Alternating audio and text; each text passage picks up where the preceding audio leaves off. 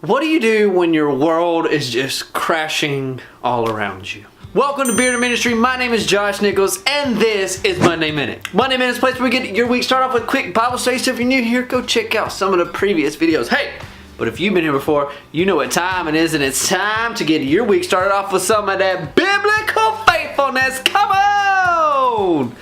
Let's get started. Okay, let's discuss another unnamed woman of the Bible, but before we get started, we need to get a little bit of a backstory. This woman was married. She had 7 sons and 3 daughters. Her and her husband had 7,000 sheep, 3,000 camels, 500 oxen, and 500 donkeys, along with many servants in their household. Then one day, all of the oxen and the donkeys are stolen, fire falls from the sky, and all of the sheep were burned up, all the camels were stolen, and all but just a few of your servants were killed. Then on top of all of this, all of your sons and daughters were killed when a house collapses on top of them. All of this in one day. Yes, one day. After all of this, you see that your husband gets all of these painful sores all over his entire body.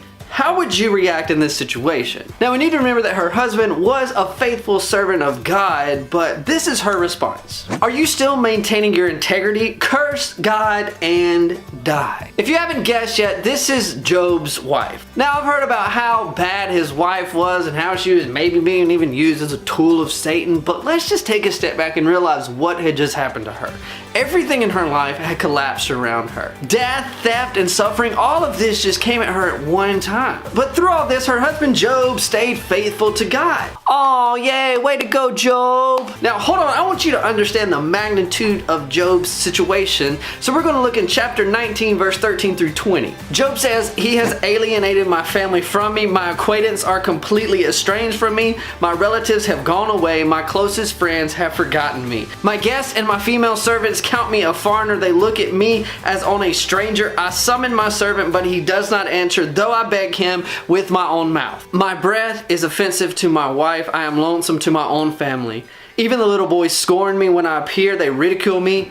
All my intimate friends detest me. Those I love have turned against me. I am nothing but skin and bones. I have escaped only by the skin of my teeth." But what can we learn from Job's wife through all of this? Yes, she had a human moment when her whole world crashed around her. But her husband Job was faithful to God even when his wife was struggling. Ladies, God designed you to be helpmates to your husband. And whenever he is struggling, it's time to help your mate. Stay faithful to your husband, and more importantly, stay faithful to God. In the end, God restored to Job and his wife double what they had previously. And behind the scenes, God was actually proving man's faithfulness to God through difficult situations to Satan.